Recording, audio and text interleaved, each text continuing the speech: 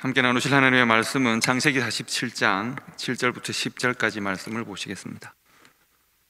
창세기 47장 7절부터 10절까지 말씀을 함께 보시겠습니다.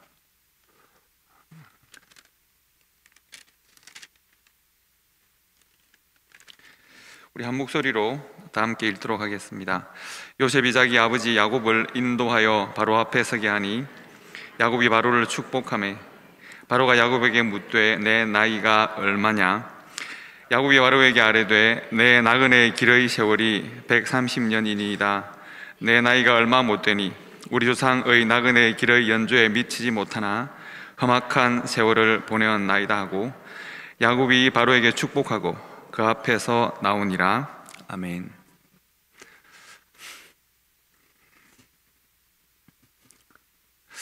한참을 봐야 되는군요.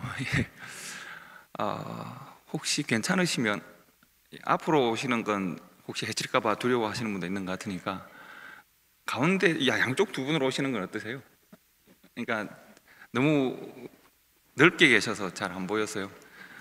물론 가까이 오시면 더 좋겠습니다만 여기 두 줄로 오시면 저를 많이 도와주실 것 같아요.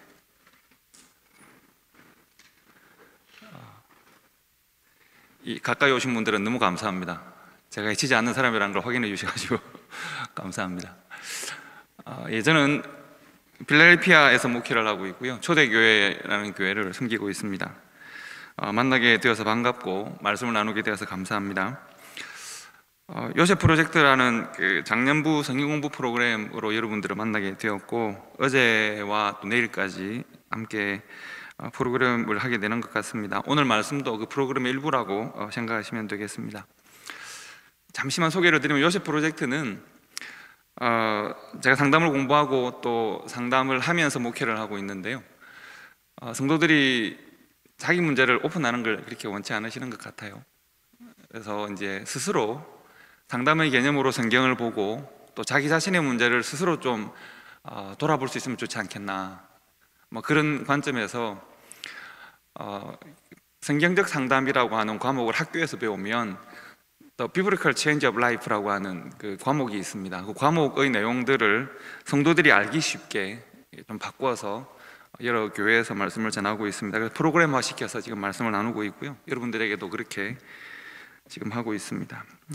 짧은 시간 우리 영락교회를 섬기지만 성도들의 삶을 돌아보는 일에 작은 지혜를 함께 나눌 수 있으면 좋겠다라고 생각합니다. 하나님이 인도해 주실 것으로 믿습니다. 오늘 수요일 말씀을 나눌 텐데요, 오늘 말씀을 시작하면서 여러분들에게 세 사람을 소개해 드리려고 합니다. 한 사람은 그 중에 두 사람은 제가 아는 사람, 여러분은 모르시는 분입니다. 한 사람은 다 아는 사람을 소개해 드리려고 합니다. 먼저 소개를 드릴 사람은 김재식이라는 분입니다. 혹시 아시나요?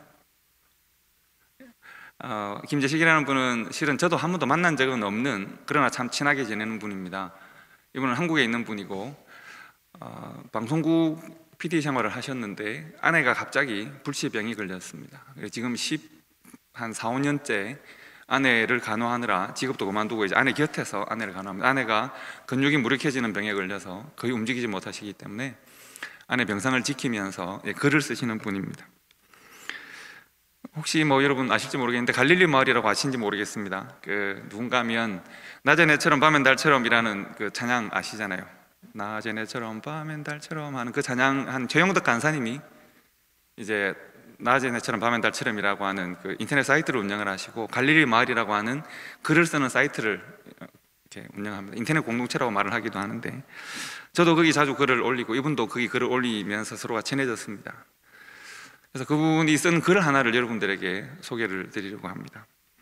제가 읽어드릴 테니까 한번 글을 같이 한번 마음으로 따라 읽어보실까요?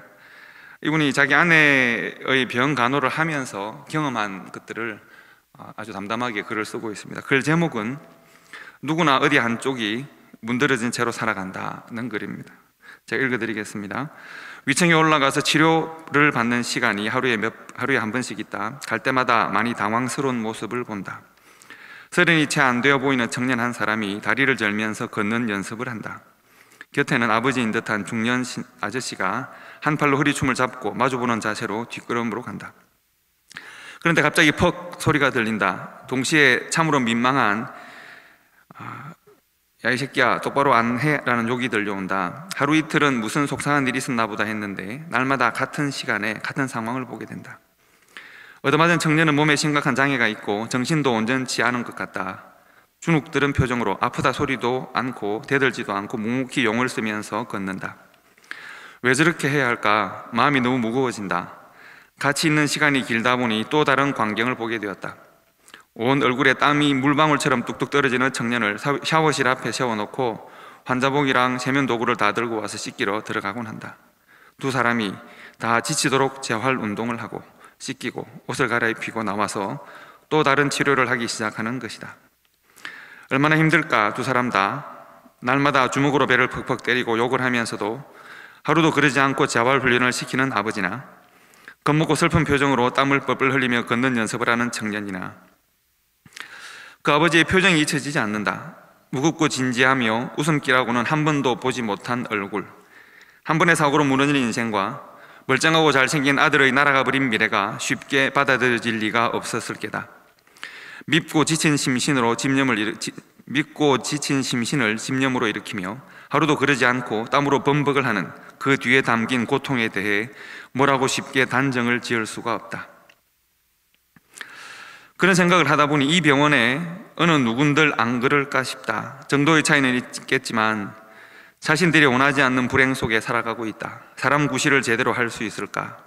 계절마다 다른 옷도 입어볼 수 있을까? 친구나 형제들을 돌아보는 사람이 될 수 있을까? 짧게는 몇 년, 길게는 이 세상을 떠날 때까지 고통의 삶을 저당 잡혀버린 사람들. 굳이 병원만 그럴까? 일순간에 일어난 일로 일생의 방향이 틀어져 버린 숱한 사람들이 있다. 비록 보이는 일이 아닌 것으로도 심한 상처나 쌓인 갈등으로 몸 한쪽의 어느 어딘가가 문드러진 채로 일생을 사는 사람들이 대부분이 아닐까.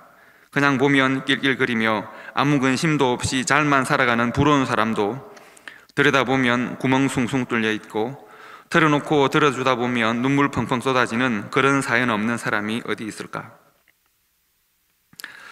그럼에도 모두 부여안고 추스름에 살아간다. 어떤 이는 위층의 그 아버지와 아들처럼 비장하게 목표를 향하여 갈 것이고 또 어떤 이들은 멍들은 부분을 쓰다듬으며 표 안 나게 미소 지으며 살아가기도 하고 돌아보면 어처구니 없고 왜 내게 그런 일이 생겼던가 원망스러울 수도 있지만 부디 너무 딱딱하지 않게 살고 싶다. 눈물도 미소도 사라지고 분노만으로 살지 않기를 기도하고 싶다. 새살 돋아나듯 심령의 상처도 아물고 무게도 가벼워지면서 다시 미소를 지으며 다정하게 서로 말 주고받으며 살아갈 수 있기를.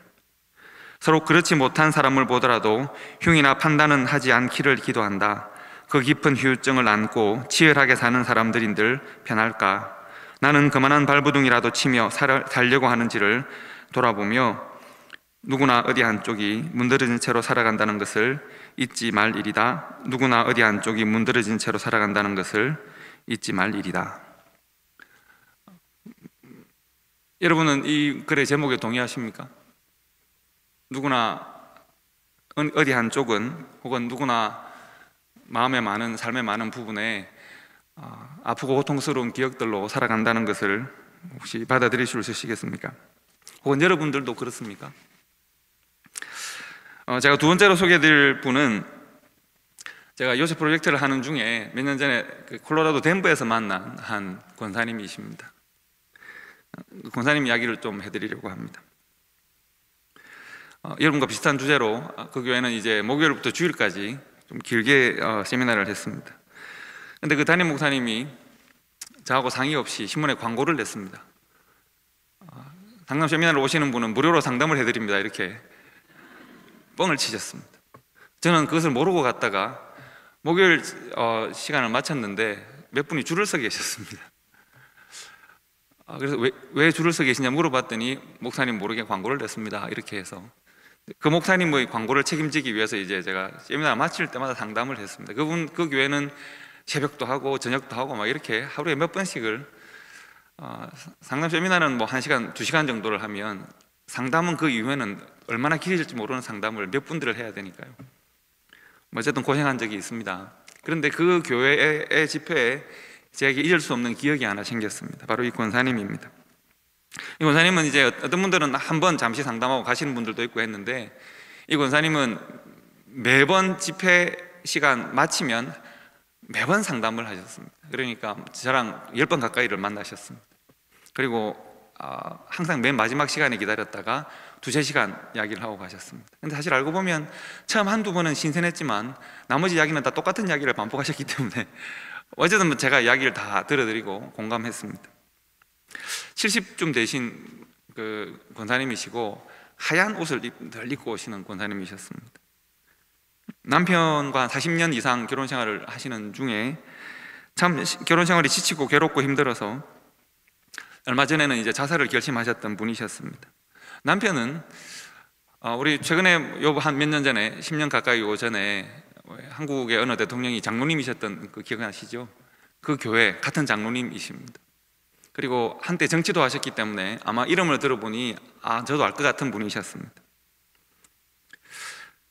많은 사람에게 존경과 또 사랑을 받는 분이다라고 삶과 신앙에서 성공도 하고 성취도 있었던 분이라고 했습니다. 그런데 그 남편은 신혼 때부터 그 아내에 대한 폭력과 폭언이 있었습니다.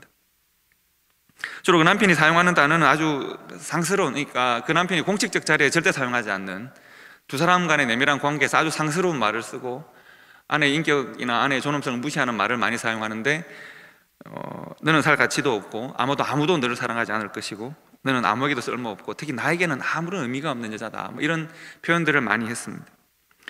결국은 폭력과 폭언이 3명의 자녀를 낳을 때까지 계속 이어졌고, 여러분들 다 이미 성인들이시니까요, 성적 관계에서도 굉장히 폭력적인 방식의 성적 관계가 많았습니다. 결국은 자녀들이 성장하고 이제 자녀들이 초등학교, 중학교 들어갈 때 셋을 데리고 조기 유학이라는 명목으로 미국으로 별거를 해서 건너왔습니다. 자녀들은 이 권사님도 한국에서 제일 좋은 여대를 졸업하시고 장로님도 아주 좋은 대학을 졸업하신 공부 잘하시는 분들이어서 자녀도 공부를 미국에서 잘했습니다. 그래서 다 전문인들이 되고 결혼도 하고 이제 최근에 막내가 결혼을 해서 둘째를 낳기까지 되었습니다. 겉으로 보면 아주 성공적인 삶을 사는 아무 문제 없는 가정이지만 이 권사님의 마음은 이미 다 무너져 있습니다. 그래서 이제 이 땅에서 내 할 일이 끝났다. 내 자녀들이 이렇게 성장했고 손주도 낳았고 내가 이제 남은 일은 내 남편에게 복수하는 일이다. 남편에게 어떻게 복수를 할까?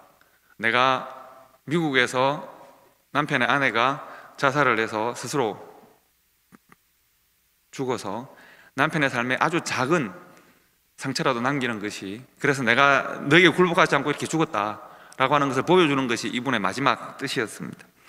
그래서 아주 이 세미나가 지금 좀 여름에 있었는데요, 세미나가 있기 얼마 전에 드디어 날을 딱 정하고 그분은 하얀 차를 타셨습니다. 하얀 창세계 삼지창차를 타셨는데 그 차를 몰고 이제 콜로라도 산으로 올라갔습니다. 평소에 늘 다니면서 콜로라도 로키산이 있지 않습니까? 자신들이 봐둔 지점이 있었다고 했습니다. 자기가 다니면서 여기에서 내가 떨어지면 꽃처럼 아름다운 낙하와 더불어서 내 인생을 마감할 것이다.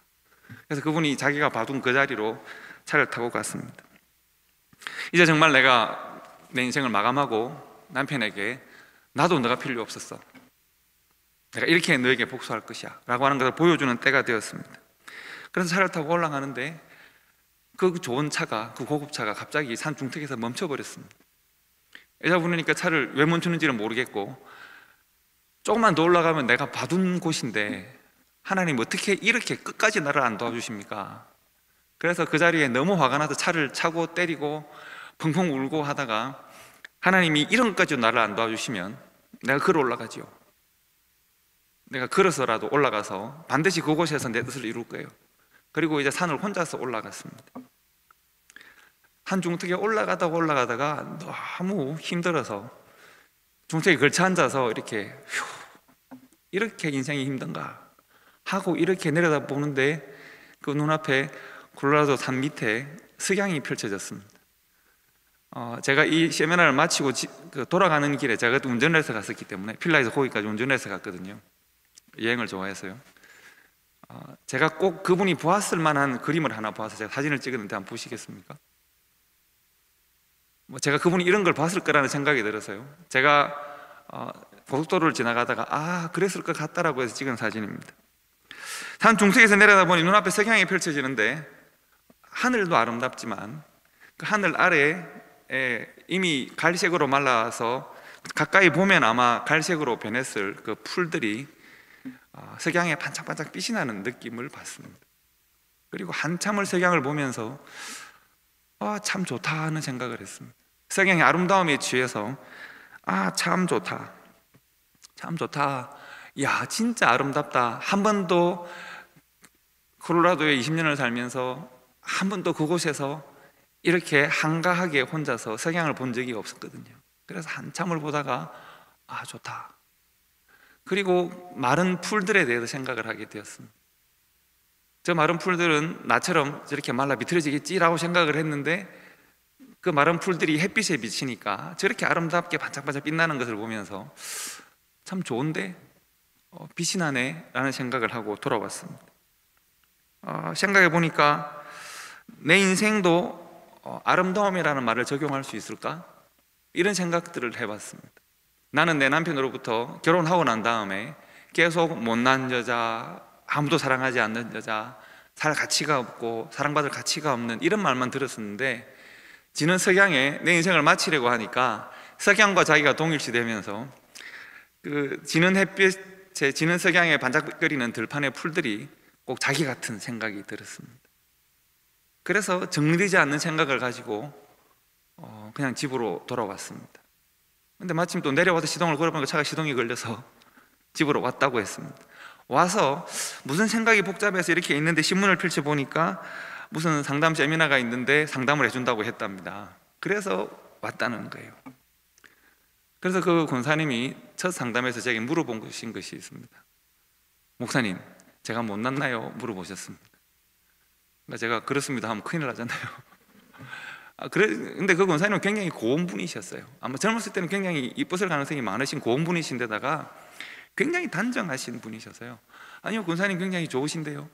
정말 그런가요? 네, 권사님 좋으세요. 제가 정말 가치 없게 보이시나요? 아니요, 권사님 왜 그렇게 생각하세요? 평생 남편이 나를 가치 없고 사랑받을 수 없고 아무 쓸모없는 자라고 그랬어요. 많이 우셨어요. 근데 제가 권사님과 함께 나눴던 이야기가 그겁니다. 성경에 보면 하나님께서 사람을 아름답다고 표현하는 때가 있습니다. 권사님, 베드로후서 2장 19절 20절에 보면 이런 말씀이 있습니다. 애매히 고난을 받아도, 이 애매하다는 말은 부당하게라는 말로 바꾸어 번역되어 있기도 합니다. 부당하게 고난을 받아도 하나님을 생각함으로 참으면 이는 아름다우나 죄가 있어서 매를 맞고 참으면 무슨 유익이 있을까? 오직 선을 행함으로 고난을 받고 참으면 이는 하나님 앞에서 아름다우니라. 이런 말씀이 있습니다. 그러니까 19절과 20절 각각 아름답다는 말이 두 번 반복됩니다. 하나님께서 베드로 사도를 통해서 성도들을 아름답다 말씀하시는 거예요. 권사님, 이때까지 권사님께서 남편이라는 새로운 환경을 만나고 40년 동안 고통당하셨죠. 어떻게 견디셨습니까? 하나님께서 나를 결혼하라고 하셨고 그리고 애들이 있으니까 참았죠. 그러네요. 그러니까 하나님께서 권사님을 아름답게 보시네요. 사람이 권사님의 자존감을 무너뜨리고 권사님을 못났다고 말하고 가치 없다고 말해도 권사님이 하나님을 생각함으로 참으시니까 하나님이 권사님을 아름답게 보신다라고 성경이 말하고 있잖아요. 애매하게, 부당하게, 나쁘게, 잘못된 이유로 고난을 받아도 하나님을 생각함으로 참으면 이는 아름다우나 권사님이 죄가 있어서 매를 맞고 참는 게 아니었으니까 오직 선을 행함으로 가정을 지키고 자녀들을 지키고 아내의 자리를 지키고 어머니의 자리를 지키고 권사님은 아름다우신 분이에요. 사람이 권사님을 아름답다고 말하지 않아도 사람을 지으시고 구원하시고 그 사람을 사랑하시는 하나님께서 권사님을 지금 아름답다고 말씀하고 있어요. 권사님 정말 아름다운 분이세요. 또 엉엉엉 이렇게 우셨어요. 제가 그런가요? 네, 권사님 정말 성경이 그렇다고 말씀하잖아요. 여러분, 저희 교회도 정말 그 마술과도 같은 거라고 생각하는데요. 여름이 지나면 아름다워지시는 분들이 있으세요. 눈이 바뀌고 피부가 바뀌는 분들이 있으세요. 이게 매직이죠. 여름이 되면 어떻게 그게 바뀔까요? 이제 문제는 한국에 갔다 온다는 거죠. 우리는 아름다워 보이려고 노력을 많이 합니다. 사람으로부터 인정받고자 하는 욕구들이 많습니다. 그렇죠. 그러나 우리가 정말 우리의 아름다움을, 우리의 가치를 인정받아야 될 대상은 누굴까요? 우리를 지으시고 우리를 구원하시고 정말 자신의 모든 것을 바쳐 우리를 사랑하시는 우리 하나님이 우리를 아름답다고 인정해 주시면 얼마나 좋을까요? 그런데 우리가 하나님 앞에서 우리 자신들의 가치와 우리 아름다움을 놓치고 사람들에게 인정받으려고, 사람들이 나에게 무슨 말을 하는지, 저 사람 둘이가 나에게 뒷담화를 하는 건 아닌지, 나를 어떻게 평가했는지, 우리가 이런 데 관심이 많단 말이죠. 그러나 사도 베드로를 통해 하나님께서 말씀하십니다. 애매하게, 부당하게, 잘못된 이유로, 부정한 이유로, 혹은 거짓된 방식으로 혹 너희를 비난하거나 혹 너희를 나쁘게 말하거나 혹은 못났다고 말하거나 그 어떤 것이라도 좋습니다. 그러나 그 모든 어떤 일이 있더라도 우리의 삶에 하나님을 대입하고 우리의 마음에 하나님의 시각, 하나님의 시선, 하나님의 가치를 우리가 가져와서 그 하나님의 눈으로 우리 자신들을 바라보고 어려움을 이겨내면, 애매히 고난을 받아도 하나님을 생각함으로 어려움과 고난을 참으면 하나님께서 성도를 아름답게 보신다는 겁니다. 이 말씀을 여러분 마음에 담으시면 혹 누군가가 내게 그런 말을 해도, 혹 누군가가 나에게 때로는 악을 행해도 내가 하나님 앞에서의 아름다움을 여러분 지킬 수 있습니다. 세 번째 여러분들에게 소개해드릴 사람은 오늘 성경의 본문의 주인공인 야곱입니다. 야곱은 지금 바로 앞에 서 있습니다. 바로가 야곱에게 묻습니다. 나에게 지금 큰 공을 세운 요셉의 아버지라고 하니까. 그런데 당시에 바로는 그 지방의 가장, 그 근동 지역의 가장 힘이 강한 최고의 왕입니다. 그런데 야곱은 그쪽 지역에 유목하는 유목민들이거든요. 그러니까 뭐 떠도는 사람들입니다. 나그네라고 표현했습니다. 유목민의 한 족장인 야곱이 이제 엎드려 있습니다. 바로가 묻습니다. 내가 사랑하는 나의 종리 대신의 아버지인 야곱, 나이가 어떻게 되십니까? 묻습니다. 야곱이 제 나이는 130인데요. 근데 내 인생을 돌아보니 야곱의 인생을 한마디로 요약하면 뭐라고 되어 있습니까? 어떤 삶을 살았다고요? 험악하게 살았다고 합니다. 야곱이 하나님의 언약의 조상이죠. 아브라함과 이삭과 야곱의 하나님이신데요. 야곱이 하나님의 언약을 움켜쥔 그 야곱이, 하나님의 약속의 계승자인 그 야곱이, 하나님의 언약의 12지파의 조상이 될 그 야곱이 이방의 왕 앞에서 자신의 삶을 표현하기를 험악했다고 합니다. 이렇게 할 수 있으면 얼마나 좋을까요? 당신은 거기 높은 자리에 앉았지만 나는 하나님이 함께하는 사람이기 때문에 나는 복받은 사람입니다. 나는 행복하게 살았습니다. 이렇게 하면 좋겠는데 이 못난 사람이 이방의 왕 앞에서 나는 정말 험악한 인생을 살았습니다. 그런데 정말 험악한 인생을 살았거든요. 그는 원하는 모든 것을 내 손에 쥔 것 같았는데, 그러나 손에 쥔 것 외에는 다 잃어버린 사람입니다. 그가 성공적인 인생을 산 것 같지만 그는 모든 것을 잃어버리는 인생이었습니다. 사랑하는 아내도 잃고 부모도 잃고 관계들을 잃어버립니다. 그리고 정말 사랑했던 마지막 희망과도 같았던 자신의 아들이 광야에 나갔다가 죽었다는 소식을 듣습니다. 그런데 아들의 죽음을 보고한 나머지 10명의 이 아들을 믿을 수가 없습니다. 그리고 그렇게 수십 년을 살았는데 그 아들이 살아있다고 하고, 그리고 애굽으로 들어와서 지금 바로왕 앞에 서 있습니다. 아들을 만나기는 했는데 그동안 아들을 만나지 못한 그 한 많은 세월이 너무 한스럽습니다. 내 인생에 도대체 뭐 이런가? 내가 하나님의 모든 복을 내 손에 움켜쥔 줄 알았는데 움켜쥔 것 같은데 아무도 가진 것이 없는 너무 고난의 삶을 살았던 것이죠. 그래서 바로왕 앞에서 말을 하기를, 나는 꼭 그렇게 살지 않아도 될 것 같은 삶을 좀 헛되게 살은 것 같습니다.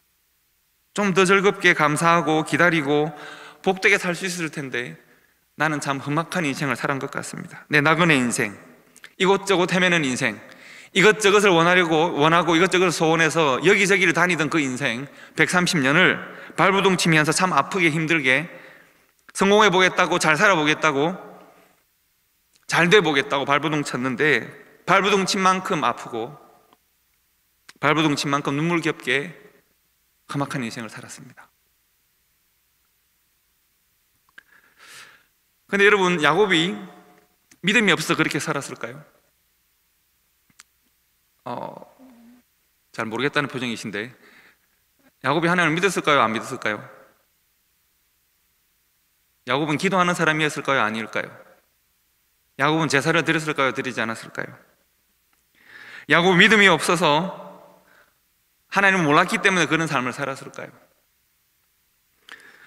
여러분, 믿음으로 살았다는 믿음의 조상 아브라함은 어떻습니까? 그의 인생은 평탄했습니까? 그의 인생에는 한숨이 없었을까요?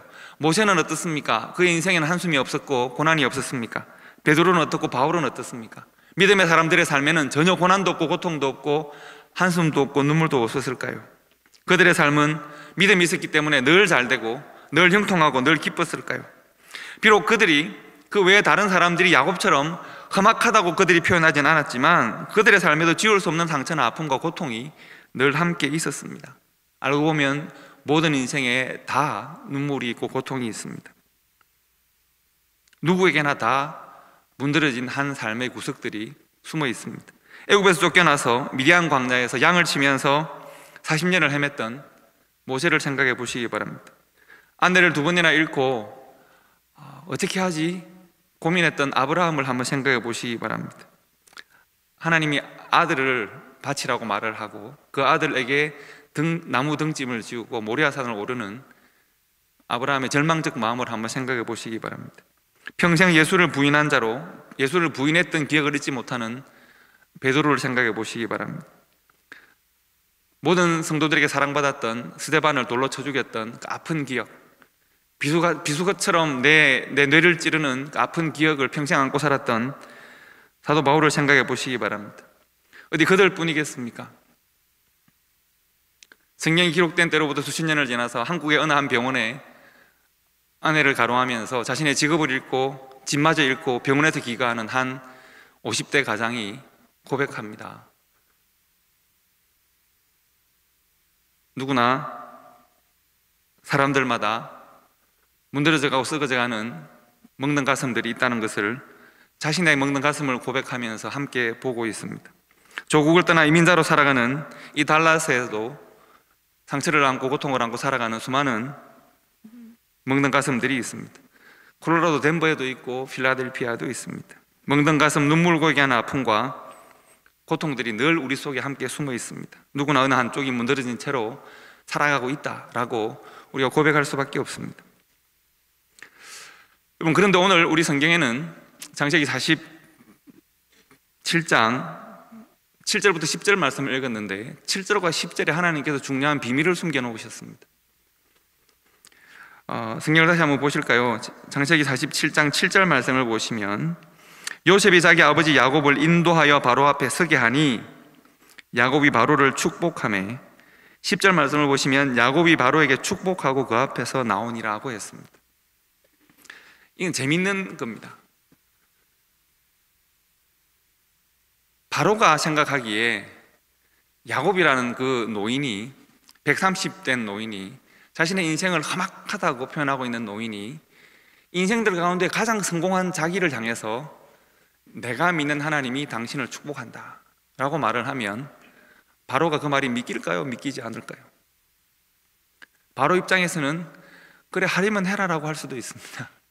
바로 입장에서는 아니 네가 믿는 그 신은 좀 무능한가 보다, 그 신을 믿는 너를 이 모양으로 만들고 내가 믿는 내 신을 보아라, 나는 지금 가장 높은 자리에 앉아 있는데 라고 생각을 할 수도 있습니다. 그러나 야곱은 그 일을 합니다. 야곱은 지금 어떤 일을 한다고요? 바로를 축복하고 있습니다. 여러분, 야곱의 인생에 마음 한켠에 혹은 마음 곳곳에 삶의 곳곳에 상처와 고통으로 살아가는 야곱, 그 상처가 썩고 골마져서 쓰러지기 직전의 야곱을 하나님이 그 인생 마지막에 애굽으로 부르십니다. 그가 애굽에 와서 바로를 만나고 했던 제일 첫 행동은 무엇일까요? 그가 하는 가장 첫 행동은 하나님의 이름으로 바로를 축복하는 것입니다. 하나님께서 그에게 맡기신 삶의 의미와 역할이 무엇인지를 지금 야곱이 바로 앞에서 보여주고 있습니다. 본인이 의식할 수 있고 의식하지 못할 수도 있습니다. 그러나 야곱은 본인이 겪는 삶의 상처나 고통과 관계없이 하나님이 그에게 맡긴 일들을 자신도 모르는 사이에 하고 있습니다. 그 일은 이 땅 가운데 축복의 통로가 되는 일입니다. 야곱은 지금 애굽에 하나님의 복을 선포하고 있습니다.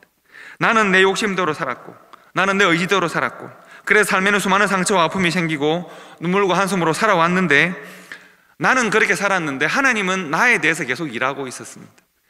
나는 실패할 수 있지만 하나님은 나에 대해 실패하지 않으셨습니다.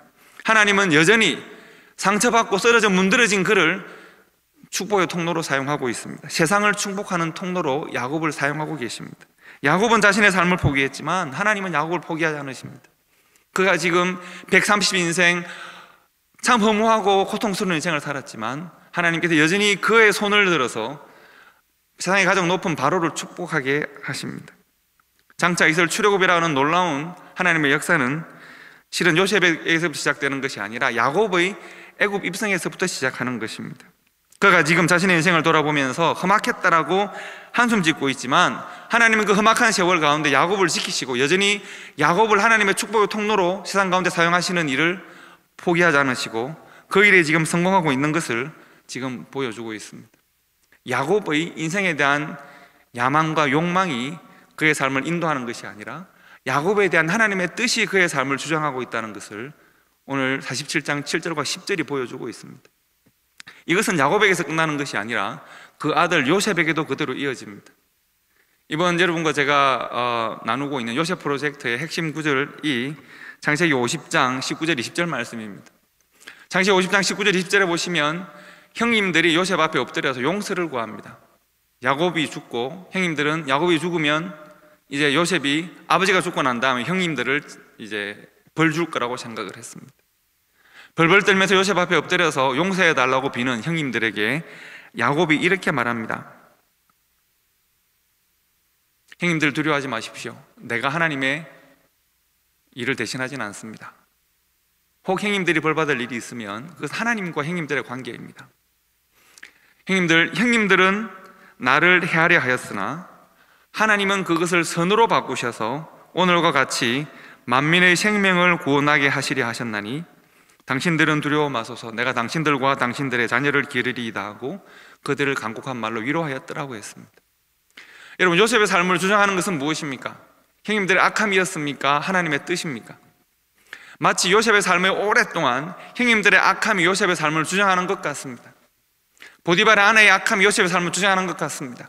감옥의 어둠이 요셉의 삶을 장악하는 것 같습니다.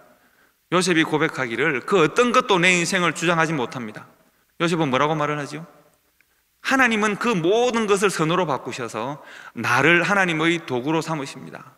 나를 하나님의 축복의 도구로 삼으십니다. 나를 하나님의 구원을 선포하는 도구로 삼으십니다. 나는 하나님의 뜻 가운데 살아가는 사람입니다 라고 자신을 죽이려고 하다가 자신을 팔았던 형님들 앞에서 선언합니다.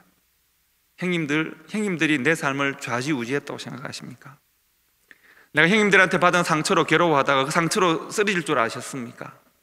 형님들은 그것이 아닙니다. 형님들은 나를 악하게 하고 내 마음을 빼앗아서 형님들 같은 사람으로 만들고 싶었을지 모르지만 그러나 내 삶을, 내 마음을, 내 인생의 여정을 주장하시는 분은 하나님이십니다. 형님들 두려워하지 마십시오. 내가 형님들과 형님들의 자녀들을 보살피겠습니다. 그리고 간곡한 말로 형님들이 이 말을 안 믿으니까 간절하고 간곡한 말로 형님들을 위로했다고 했습니다. 형제 여러분, 여러분의 인생을 주장하는 가치는 무엇입니까? 여러분은 혹시 한때 받았던 상처로 관계를 단절하거나 한때 받았던 상처로 삶의 방향을 바꾸거나 이전에 몇 년 전에 오래전에 누군가로부터 받았던 그 기억으로 내 삶이 한 부분이 막혀 있지는 않습니까? 성령 하나님의 소통하시는 은혜가 가로막혀 있지는 않습니까? 요셉은 우리들에게 중요한 것을 말합니다. 나의 관계, 나의 삶, 나의 인생의 목적을 인도하시는 분은 하나님이시다라고 선언합니다. 사람이, 어떤 사람의 악함이, 어떤 사람의 부족함이, 어떤 사람의 연약함이, 어떤 사람의 악한 의도가 내 삶의 방향을 바꿀 수 없습니다. 하나님께서 나를 인도하십니다. 우리 인생의 답은 그래서 하나님입니다. 사람을 만날수록, 길을 걸어갈수록 사람이 살아가는 세상에는 참 부족한 일들이, 연약한 일들이, 악한 일들이 많은 것 같습니다. 사람들마다 지울 수 없는 상처를 안고 살아가는 분들이 많으십니다. 사람들을 만날 때마다 이야기를 풀어놓으면 이야기의 곳곳에 지뢰처럼 우리의 상처나 눈물들이 숨어 있습니다. 그래서 누구나 어느 한쪽이, 때로는 우리 인생 전부가 문드러진 채로 살아가는 것이 우리의 현실입니다. 그래서 우리가 하나님을 만나지 않습니까? 그래서 우리에게 하나님이 있지 않습니까? 하나님이 없다면 나에게 절망을 준, 나에게 고통을 준 그 사람이 내 인생을 주도한다고 말할 수 있겠습니다. 나의 아픈 기억이 내 인생의 주인일 수도 있겠습니다. 하나님이 없다면 우리의 절망은 그냥 절망이고, 우리의 눈물은 그냥 눈물이고, 우리의 상처는 우리를 점점 아프게 고통스럽게 할 것입니다. 그러나 하나님이 우리를 만나 주셨습니다. 상처를 안고 살아가는 우리들 모두에게 이것이 복음입니다. 하나님이 복음입니다. 내 삶에 하나님이 있음이 복음입니다. 내가 애매하게 부당하게 고난을 당하지만 하나님을 생각함으로 이 고난을 이겨낼 때 그것이 우리들에게 복음입니다. 그 상처가 하나님과 함께 할 때 때로는 상처도 때로는 복이 되고, 때로는 고통의 기억도 은혜가 됨을 믿으시기 바랍니다. 내 험악한 세월이 하나님의 축복의 통로가 되어서 내 험악한 세월을 딛고 내가 내게 악을 행한 세상을 축복할 수 있는 하나님의 사람이 될 수 있는 것입니다. 성도 여러분, 제가 오늘 여러분들에게 세 사람을 소개해 드렸습니다. 김재직이라고 하는 누구나 어느 한쪽이 문드린 채로 살아간다는 이 진리의 말씀을 우리들에게 전한 한 가장이 있고, 그리고 한 권사님, 이름은 제가 알지 못하는 흰옷 입은 권사님이 계시고, 그리고 야곱이 있습니다. 요셉이 있습니다. 한번 눈을 감아 보시겠습니까? 그리고 오른손 왼손으로 자기 가슴을 한번 이렇게 한번 살짝 보십시오. 자신에게 한번 말해 보십시오. 자신에게. 혹 여러분 아픈 기억이 있으십니까? 자신에게 한번 말해 보십시오. 하나님,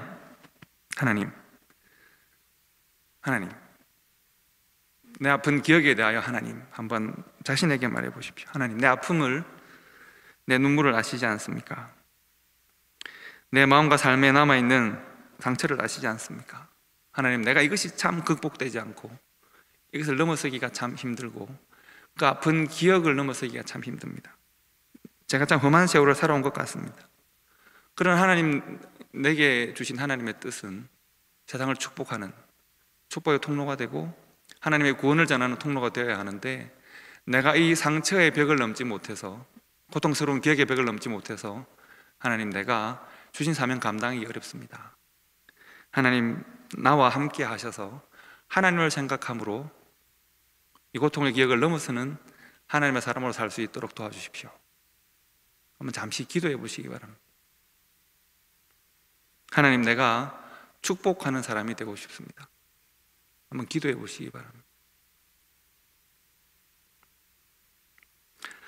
제가 기도하겠습니다. 하나님 아버지, 감사합니다. 하나님께서 우리와 함께 하심이 인생에 허락하신 가장 복된 복음임을 우리가 믿습니다. 아버지 하나님, 참으로 마음 한 구석에 허물어진 것을 안고 살아가고 우리 인생 전부에 상처와 아픔으로 살아가는 성도들이 있습니까? 아버지 하나님, 위로하시며 권면하시며 우리에게 하나님이 있음을 알게 하시며 하나님을 생각함으로 우리 인생에 다가온 모든 고통과 상처와 아픔을 넉넉하게 견뎌 나가고 이겨 나아가는 우리 성도들이 되며 교회가 될 수 있도록 주여 도와주시옵소서. 우리 인생을 주장하며 우리 인생의 주인이 누구인지를 우리가 분명히 고백할 수 있도록 도우시며, 아버지, 우리의 인생에 복 주시고 은혜 주시며 우리 인생을 주관하신 하나님 앞에서 우리의 인생이 날마다 성장하며 변화하며 세상 가운데 맡기신 귀한 사명들을 감당하는 하나님의 사람으로 살아갈 수 있도록 인도하여 주시옵소서.